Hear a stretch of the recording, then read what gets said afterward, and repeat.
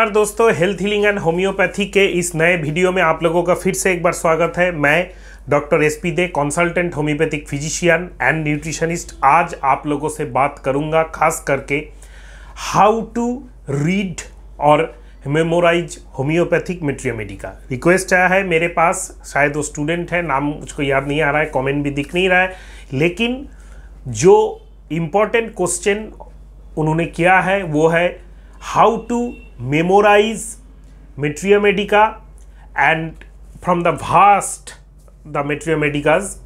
इतना डिटेल्स में होता है होम्योपैथी मेट्रियोमेडिका, इसको मेमोराइज कैसे किया जाए, तो इसको ऐसे भी बोला जा सकता है कि हाउ टू रीड मेट्रियोमेडिका। तो चलिए शुरू करते हैं। सबसे पहले है होम्योपैथी में जो मेट्रियोमेडिका पढ़ना हम लोगों को है, वो जो ये वीडियो मैं आप लोगों को लेके आ रहा हूँ ये है प्रैक्टिस ओरिएंटेड। अगर आप स्टूडेंट है BHMS के, अगर आप स्टूडेंट है MD के, अगर आप स्टूडेंट है होम्योपैथी में PhD के, या कोई भी और दूसरा एडवांस या रिफ्रेशर कोर्स के, तो आपके कोर्स के जो गाइडलाइंस होंगे, जो क्वेश्चंस आंसर्स पैटर्न होंगे, उनके लिए आपको अलग से पढ़ना होगा, उसका नियम अलग है। ये वीडियो खाली है अगर आप प्रैक्टिस ओरिएंटेड मेट्रियोमेडिका पढ़ना चाहते हैं, मेमोराइज करना चाहते हैं, वो कैसे कर सकते हैं उसको लेके। देखिए, प्रैक्टिस ओरिएंटेड होम्योपैथिक मेट्रियोमेडिका पढ़ने के लिए फर्स्ट जो क्वालिटी आप में होना चाहिए वो है आपको सक्सेसफुली अपना स्टूडेंट का कोर्स कंप्लीट होना चाहिए। जैसे आप BHMS होना जरूरी है, MD होना जरूरी है, या उससे भी एडवांस कोई डिग्री, तो बेसिकली BHMS होना तो आपको जरूरी है ही है। क्योंकि प्रैक्टिस फर्स्ट पॉइंट यहाँ पे आप लोगों को समझना है कि BHMS, DHMS, DMS कोई भी रजिस्टर्ड होम्योपैथी डॉक्टर के बिना ये जो ट्रीटमेंट है ये ठीक नहीं है, ये इलीगल है, ये मत करने का कोशिश कीजिए। फर्स्ट थिंग, अगर आप फिर भी होम्योपैथी प्रैक्टिशनर है, जुड़ गए हैं होम्योपैथी के साथ, तो आपको डिटेल्स में पहले एज ए स्टूडेंट मेट्रियोमेडिका को स्टडी करना है, जो हम लोग जनरली BHMS या DHMS कोर्स में कर चुके हैं। पहले स्टूडेंट बन के मेट्रियोमेडिका स्टडी करके एग्ज़ाम पास करते हुए जो टाइम बीत जाता है, उसमें थोड़ा सा पेशेंट का जो स्टूडेंट है होम्योपैथी का, उसका एक क्या क्या गलती वो कर रहा है, कैसे करना चाहिए, खुद का एक रैशनली बन जाता है। लेकिन जब प्रैक्टिस ओरिएंटेड होम्योपैथी मेट्रियोमेडिका आप स्टडी करने जाएंगे, तो सबसे पहले इंपॉर्टेंट क्या होता है, क्या क्या गलती हम लोग कर लेते हैं। हम लोग जब भी प्रैक्टिस में आते हैं तो दूसरे का प्रैक्टिस देख के, या किसी बड़े होम्योपैथी डॉक्टर का वीडियो देख के, या उनका लाइफ हिस्ट्री पढ़ के, या उनका बुक रीड करके हम लोग सोच लेते हैं कि बड़ा बड़ा मेट्रियोमेडिका हम लोगों को पढ़ना चाहिए, उससे हम लोगों को सीखना चाहिए, सब कुछ हम लोगों के अंदर ले लेना चाहिए, और हर सिम्टम्स को हम लोगों को याद कर लेना चाहिए। जैसे हेरिंग गाइडिंग सिम्टम्स हो गया, एलेन्स एनसाइक्लोपीडिया हो गया, बिदुल्कास भाइबा का जो 10 या 13 वॉल्यूम है वो हो गया, या ऐसा बहुत सारे मोटा मोटा जो मेट्रियोमेडिकास है उसको हम लोगों को पढ़ना चाहिए, और उससे हम लोगों को सब कुछ सीख के अपने अंदर, तो वो तो इतना बड़ा 10-12 वॉल्यूम का मेट्रियोमेडिका छोड़ ही दीजिए। अगर आपको जैसे रिसेंट का जो जो पॉपुलर, मोस्ट पॉपुलर थोड़ा सा मीडियम वॉल्यूम मेट्रियोमेडिका है, जैसे डॉक्टर एसआर पाठक मेट्रियोमेडिका, जैसे डॉक्टर विलियम बोरिक मेट्रियोमेडिका, जैसे एब्सोल्यूट मेट्रियोमेडिका बोल के वो डॉक्टर अजित कुलकर्णी का है, एब्सोल्यूट मेट्रियोमेडिका रिसेंटली लॉन्च हुआ है। MD स्टूडेंट्स के लिए टेक्स्ट बुक यूज़ किया जाता है, 2-4 साल के पहले ही लॉन्च हुआ है। बहुत ही अच्छा मेट्रियोमेडिका है अजित कुलकर्णी का एब्सोल्यूट मेट्रियोमेडिका। या कोई भी ऐसा मीडियम वॉल्यूम मेट्रियोमेडिका भी आपको बोल दिया जाए कि ये पढ़ो, इसको अंदर में मेमोराइज करो और उससे प्रैक्टिस करो, वो भी लगभग इम्पॉसिबल है।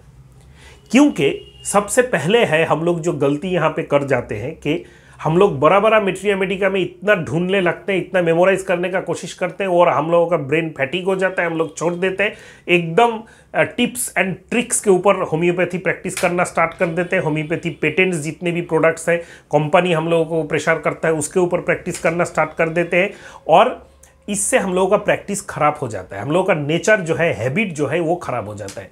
दोस्तों, एक डॉक्टर होने के नाते आपको ये समझना चाहिए कि सबसे बड़ा इम्पॉर्टेंट इशू है हैबिट को ख़राब नहीं होना देना चाहिए। अगर आपका हैबिट ख़राब हो जाए तो एक टाइम में एडिक्शन में बन जाता है। जैसे कोई भी नशा जो इंसान करता है स्टार्ट डे 1 में, उसका वो हैबिट नहीं होता है, फिर उसका हैबिट फॉर्मेशन होता है, फिर उसका एडिक्शन और डिपेंडेंसी ग्रो होता है। वैसे ही कम पढ़ना, कम सोचना और कम लेबर दे के आपका काम हासिल करके पैसा घर ले जाना, जो ट्रीटमेंट करना, ये जो मोटिव एक आपके अंदर, अगर आप फ्रेश प्रैक्टिशनर है, यंग प्रैक्टिशनर है, रिसेंटली होम्योपैथी प्रैक्टिस करना स्टार्ट किए हैं, आपके अंदर बैठ जाए, हैबिट ये बैठ है, हैबिट आपके अंदर बैठ जाए, तो आपका कभी भी एडुकेशन के तरफ आपका कोई भी पढ़ाओ नहीं आगे बढ़ेगा। तो आपको जो करना है, स्टार्टिंग में प्रैक्टिस जब आप स्टार्ट कर रहे हैं, जो most popular dependent and small materia medica है उसको अच्छा से स्टडी करना है। Number 1 is Allen's keynote, number 2 is Boericke materia medica, pocket manual of homoeopathic materia medica. क्यों? देखिए, एलेन्स कीनोट जो बना है, हम लोग जब BHMS स्टूडेंट है वेस्ट बंगाल के, हम लोगों को as a text book starting में हम लोगों को एलेन्स कीनोट ही पढ़ाया गया, उसके बाद बोरिक पढ़ाया गया, उसके बाद हम लोग प्रैक्टिस करने के टाइम में बराबर जितने भी मैट्रिया मेडिका पढ़ चुके हैं। तो जो भी बेसिक नॉलेज एक मेडिसिन का प्रैक्टिस आप जब करने जा रहे हैं, एक मेडिसिन का आपका 8, 10, 15 गाइडिंग सिम्टम्स, कैरेक्टरिस्टिक सिम्टम्स ही आपको याद रहेगा। जैसे एज पर एग्जांपल मैं आपको बोल देता हूं, अगर मुझको कोई पूछे कि सल्फर के बारे में तुम क्या जानते हो, तो मैं क्या बोलूँगा? सल्फर का गाइडिंग सिम्टम्स ही मुझको मेरे प्रैक्टिस में एक पेशेंट को सल्फर देना है कि नहीं उसके तरफ लेके जाता है, दूसरा कोई चीज़ नहीं लेके जाता है। एक पेशेंट आता है आर्थराइटिस या एज्मा या स्किन डिजीज या हेयर फॉल या माइग्रेन या फलाना फलाना कोई भी बीमारी का हो, क्रॉनिक डिजीज है, उसका पूरा हिस्ट्री और केस टेकिंग मैंने किया है। लास्ट पिछले दिन ही मैंने दिया है कि how to find constitutional medicine by good case taking, देख लीजिएगा कैसे केस टेकिंग होता है। होम्योपैथी लर्निंग सीरीज का भी एक वीडियो है वो। तो ये जो आपका एक पेशेंट को सल्फर दे रहा हूं, तो फर्स्ट स्टार्टिंग में केस टेकिंग के दौरान या एंड में मेरा नज़र कब गया कि इसको सोच कब स्टार्ट हुआ कि इसको सल्फर देना है, कि पेशेंट के अंदर मैंने सल्फर का गाइडिंग सिम्टम्स देखा। मैट्रिया मेडिका यहाँ तक ही आपको मेमोराइज करना है, पहले यहाँ तक मेमोराइज करना है, इसके ऊपर एक्सपर्ट बनना है, फिर जाके एडवांस कंपैरेटिव ये सब वो सोचना है। अगर आप एक ड्रग का गाइडिंग सिम्टम्स ही नहीं जानते हैं, वो आपका एक केस हिस्ट्री लेने के बाद, क्रॉनिक केस हिस्ट्री लेने के बाद ये सल्फर के तरफ जाएगा, ये कैल्क्रिया के तरफ जाएगा, ये ग्रुप ऑफ मेडिसिन ये सल्फर कैल्क्रिया लाइकोसोराइनम के बीच रहेगा, ऐसा आपका सोच नहीं बनता है, तो आपका मैट्रिया मेडिका पढ़ने का बेसिक जो पिलर्स है वो वीक है 100%। तो क्या कभी करना है आपको, कोई भी, जैसे सल्फर को लेकर हम लोग बात कर रहे थे, सल्फर का क्या है कि normally built lean dirty person, the person is little bit stoop shoulder, all orifices of the body are red, suppose मुंह लाल है, एनस लाल है, जीभ लाल है, standing is the worst position of sulphur patient, history of suppression of skin disease, dirty nature and open minded, उसको कुछ केयर नहीं होता है, उससे अगर पूछा जाए कि तुम्हारा क्या प्रॉब्लम है, कुछ प्रॉब्लम नहीं है, बिंदास हूं मैं। ये सब सल्फर का बेसिक गाइडिंग सिम्टम्स है जो हम लोगों को सल्फर के तरफ धकेलता है। उसके साथ हम लोगों का क्या होता है, पार्सपिरेशन, जो पसीना, अगर केस टेकिंग के जनरलिटीज के पॉइंट्स में अगर आ जाए, पार्सपिरेशन सल्फर का फ्री फ्लोइंग होता है, tendency to catch cold very easily होता है, हीट कोल्ड रिलेशन में sulphur is the hot and prominent hot patient, burning sulphur में जलन बहुत होता है सारा शरीर में, कहीं पे भी हो सकता है। इसके साथ सल्फर का जो टेम्परामेंट है वो नॉर्मल है, और उसके साथ क्या होता है, स्क्रोफुलस डायथीसिस सल्फर में होता है। सल्फर में स्क्रोफुलस डायथीसिस कैसा होता है, ठंडा लगने का, जो कैच कोल्ड वेरी इजीली होता है, उसके साथ ग्लैंडुलर एनलार्जमेंट लेकारेंट होता है। स्टूल सल्फर का मॉर्निंग स्टूल हैबिट होता है, सुबह उसको पेट क्लियर करना ही है। सल्फर का जो डायरिया, क्रॉनिक डायरिएटिक पेशेंट्स का स्टेट्स में सल्फर होता है, क्रॉनिक कॉन्स्टिपेशन में भी होता है। सल्फर खाना क्या अच्छा पसंद करता है, डिजायर क्या है, सब बहुत इंपॉर्टेंट है। क्रॉनिक केसेस में आपको इस तरफ से घुसना ही है। एक पेशेंट का अगर हम क्रॉनिक केस टेकिंग करते हैं, उसका डिजायर जो है, क्या खाने में पसंद करता है, वहाँ से हम लोग बहुत time medicine, final medicine selection की तरफ जाते हैं। तो सल्फर का डिजायर क्या है? सल्फर का डिजायर है sweets, 1 number desire. 2 number desire meat. उसके बाद सल्फर क्या पसंद करता है? सल्फर कोल्ड, वार्म नहीं, गर्म कुछ खाना नहीं पसंद करता है, ठंडा खाना पसंद करते हैं क्योंकि जलन है, उसका हॉट पेशेंट है। और जलन हॉट पेशेंट के साथ साथ सल्फर का heat in palm and sole, heat sensation in all body, heat in vertex होता है।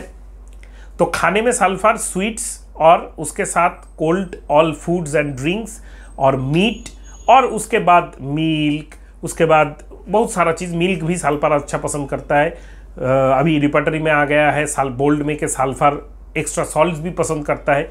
तो ये जो मैंने अभी आप लोगों को बताया, ये रैंडम हम लोगों को रिकॉल में आ जाता है कि सल्फर का ये गाइडिंग सिम्टम्स है। एक केस टेकिंग आपको क्लिनिक में करना क्या है, एक पेशेंट अगर आपके पास आता है तो आपको उसका डिटेल्स हिस्ट्री लेके आपके दिमाग में 3-4 प्रोबेबल मेडिसिन आपका सेट करना है कि ये मेडिसिन के भीतर ही इसका प्रिस्क्रिप्शन होगा, और वही उस टाइम उसका सिमिलिमम होगा। जितने भी बड़े डॉक्टर्स हैं वो यही सोचते हैं, यही करते हैं।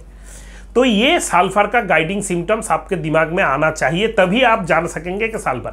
उसके बाद का जो पॉइंट आता है तब आ जाता है डिफरेंशिएशन के सल्फर कैल्केरिया लाइको में डिफरेंशिएशन कैसे करें, सल्फर सोराइनम में डिफरेंशिएशन कैसे करें, सल्फर मेडोरिनम में डिफरेंशिएशन कैसे करें, ये बाद में आता है। तो बेसिक में अगर हम लोग बात करना स्टार्ट करते हैं तो बेसिक में हम लोगों का सबसे इंपॉर्टेंट चीज जो होता है ये है कि हम लोग हम लोग ये जो मेट्रियोमेडिका है, एलेन स्किनोट में ये जितने भी सिम्टम्स है all are the general symptoms, guiding symptoms. ये आपको याद करना है बार बार पढ़ के।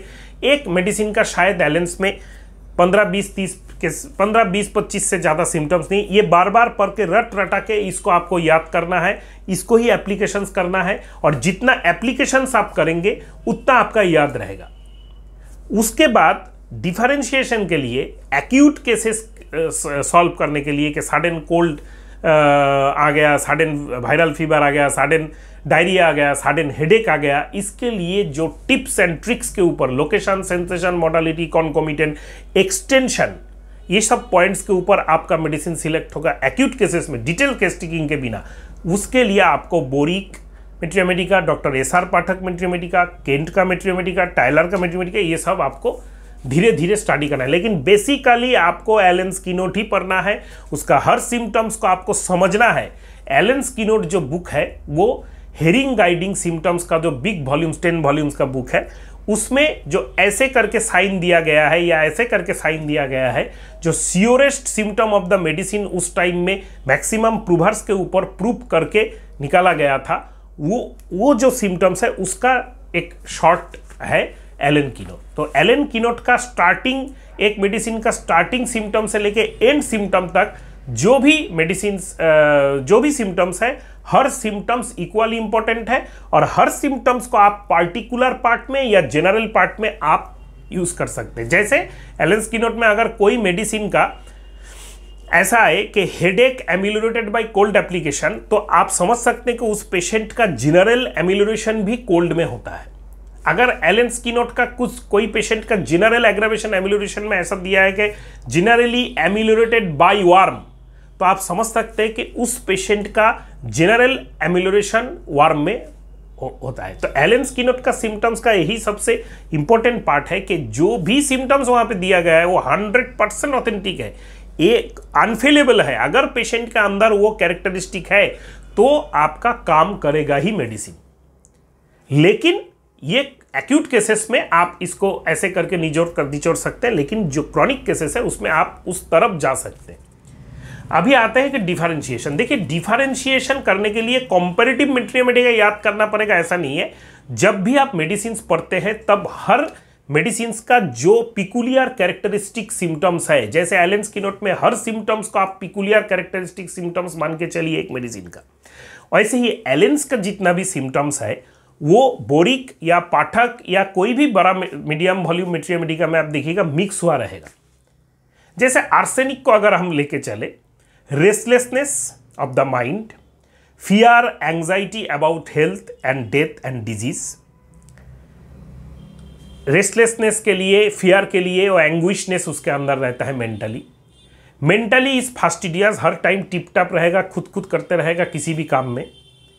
इसके बाद आता है बर्निंग सिम्टम्स, और आर्सेनिक का पिकुलरिटी क्या है, burning pains ameliorated by heat except head. तो ये जो 5-6 सिम्टम्स मैंने आपको आर्सेनिक का बताया, इसके ऊपर बेसिस करके मैक्सिमम फीवर्स में, मैक्सिमम केसेस में हम लोग आर्सेनिक को यूज़ करते हैं। क्रॉनिक केसेस में भी कभी कभी यूज़ करते हैं, पाइल्स के केसेस में यूज़ करते हैं, स्किन के केसेस में यूज़ करते हैं। तो इसके बाद आपको जो पार्टिकुलर्स है आर्सेनिक का, स्किन कैसा है, जनरल सिम्टम्स जो मैंने बता दिया ये एलन से आपको आ जाएगा, या कोई भी मीडियम वॉल्यूम मेट्रियोमेडी का, एक एलन के ऊपर बेस करके एक एडवांस मेट्रियोमेडी का मीडियम वॉल्यूम है, डॉक्टर एस के दुबे कलकत्ता के फेमस डॉक्टर थे, उनका मेट्रियोमेडी का, उसमें आपको diathesis, temperament, heat cold relation, general aggravation, general amelioration, desire, aversion, सब कुछ मिल जाएगा। ये इसके बाद अगर आप डिफरेंशिएशन करना चाहते हैं पेशेंट का जो है, उसको आपको लिए बोरिक या पाठक ऐसा टाइप का मेट्रियोमेडी का पढ़ना पड़ेगा, जहां पे एक्यूट केसेस सॉल्व करने के लिए भी आप यूज कर सकते हैं उस पर्टिकुलर, जैसे बोरिक में लिखा है अनफेलेबल इन एक्यूट कोराइजा इन नेट्राम्यूर के नोज में, तो ये आप यूज कर सकते हैं। एबिस कैनाडेंसिस, एबिस नाइग्रा का जो स्पेसिफिक गैस्ट्रिक पेन का सिम्टम्स है बोरिक में है, और वहां भी सबसे आगे आया, और उससे आपको एडवांस में बहुत केसेस सॉल्व करने का मिलेगा। तो इन ए नटसेल जो मैं कहना चाहता हूं वो ये है कि जब भी आप मेट्रियोमेडी का पढ़ने बैठिए तो बेसिकली स्टार्टेड प्रैक्टिस के लिए, स्टूडेंट के लिए अलग अलग कोर्स है, अलग अलग बहुत सारे सिलेबस है, उसको कवर कीजिए, उसका अकॉर्डिंग टू क्वेश्चन आंसर उसको सॉल्व कीजिए और मेमोराइज कीजिए। लेकिन प्रैक्टिस के लिए जब आप मेट्रियोमेडी का पढ़ने बैठते हैं तो फास्ट स्टार्टिंग एलन स्किनोट को ही पढ़िए, एलन स्किनोट को ही आप दिमाग में रखिए, उसको ही काम में लगाइए, उसी का जो सिम्टम्स है उसको हर जगह पे सेट करके देखिए वेरीफाइड है कि नहीं, उसी से डिफरेंशिएशन का कोशिश कीजिए। फिर जब आप इसमें एक्सपर्ट हो जाएंगे तो मीडियम वॉल्यूम के मेट्रियोमेडिका में जाइए, क्योंकि जब आप एलन स्किनोट में एक्सपर्ट हो जाएंगे तो मीडियम वॉल्यूम जितने भी मेट्रियोमेडिका है, चाहे डॉक्टर दुबे के लिए मेट्रियोमेडिका ले लिए, या बोरिक या पाठक या केंट या टाइलर के ले लिए, उसमें आपको ये एलेंस आपने घोल के रखा है उसका सेट हो जाएगा हर सिम्टम्स में, और आपको वो जो मेट्रियोमेडिका है मीडियम वॉल्यूम वो आपको याद में आता रहेगा।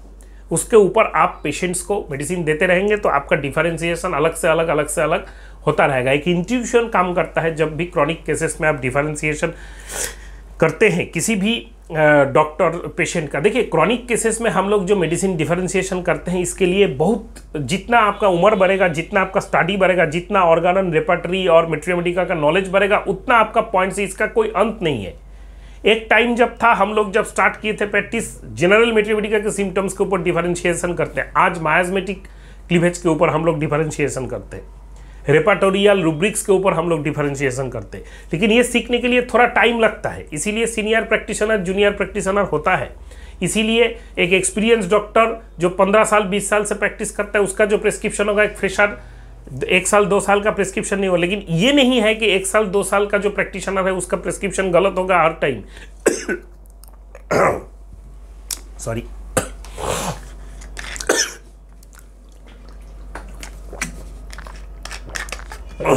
तो ये जो है ये आपको सीखना है बेसिकली एलन स्किनोट, उसके बाद उसके ऊपर। और जब भी आप एलन स्किनोट को अच्छा से कंप्लीट कर चुके हैं, अभी आप बोरिक या मीडियम वॉल्यूम मेट्रियोमेडिका की तरफ जा रहे हैं, तो आपको, अगर आप एलन स्किनोट अच्छा से नहीं जानते हैं तो ये बड़ा मेट्रियोमेडिका में आप घूमते ही रह जाएंगे, आपको याद नहीं आएगा। सबसे बड़ा इंपॉर्टेंट पार्ट यही होता है। तो बेसिक चीज़, अगर आप पिलर्स जानते हैं एक ड्रग का, 10-15 गाइडिंग सिम्टम्स जानते हैं, उसी गाइडिंग सिम्टम्स का एप्लीकेशंस मीडियम वॉल्यूम मेट्रियोमेडिका में हर पार्ट में, बॉडी पार्ट में होता है। और उससे ही, जैसे आर्सेनिक का जो मैंने बताया एमिलोरेशन बाय हीट, देखिएगा बोरिक में rectal problem amelioration by heat, ये प्रॉब्लम एमिलोरेशन बाय हीट, ये प्रॉब्लम एमिलोरेशन बाय, ये प्रॉब्लम एमिलोरेशन हॉट कॉम्प्लिकेशन, ऐसा करके ही लिखा गया है। तो बेसिक 5, 6, 10 सिम्टम्स ही आपको एक ड्रग के समझना चाहिए, उससे ज़्यादा आपको काम में नहीं आएगा। लेकिन उसका एप्लीकेशंस कहाँ कहाँ कैसे हो रहा है ये भी आपको सीखते जाना है। जब आपका प्रैक्टिस बड़ा होता जाएगा, जब डिफ़िकल्ट क्रॉनिक केसेस आपके पास आता रहेगा, तब आपका धीरे धीरे जो है, जो मायाज्मेटिक अप्रोच या रिपर्टरियल अप्रोच या माइंड सिम्टम्स अप्रोच, ये डेवलप करता जाएगा। तो बेसिकली जो मैंने समझाने का कोशिश किया, आप समझने का कोशिश आपको करना है। और अगर कुछ प्रॉब्लम हो रहा है तो मुझको ज़रूर होम्योपैथी लर्निंग सीरीज़ में रिक्वेस्ट भेजिएगा मेरे वीडियो के नीचे कमेंट बॉक्स में कि क्या आप जानना चाहते हैं एग्जैक्टली। तो मैं एग्जांपल दे के कोशिश करूंगा उस नए वीडियोस को लाने के लिए। और मेरे चैनल में अगर आप नए हैं, इस चैनल को सब्सक्राइब करना। और अगर आप स्टूडेंट हैं, होम्योपैथी प्रैक्टिशनर्स हैं और किसी भी लेवल का होम्योपैथी से जुड़े हैं, तो अपने फ्रेंड सर्कल में अगर मेरा होम्योपैथी लर्निंग सीरीज़ का जो मेरा कोशिश है शुद्ध और क्लासिकल होम्योपैथी सिखाने का ऑल ओवर द इंडिया में, तो इसका एक मेरा कोशिश है, इसको ज़रूर मेरे वीडियो को अपने व्हाट्सएप ग्रुप्स में, फ्रेंड्स में सर्कुलेट करके, शेयर करके कोशिश कीजिएगा कि क्लासिकल होम्योपैथी ज़्यादा से ज़्यादा पेशेंट्स, ज़्यादा से ज़्यादा डॉक्टर सीखे और उसका प्रैक्टिस करने का कोशिश करें। नमस्कार दोस्त।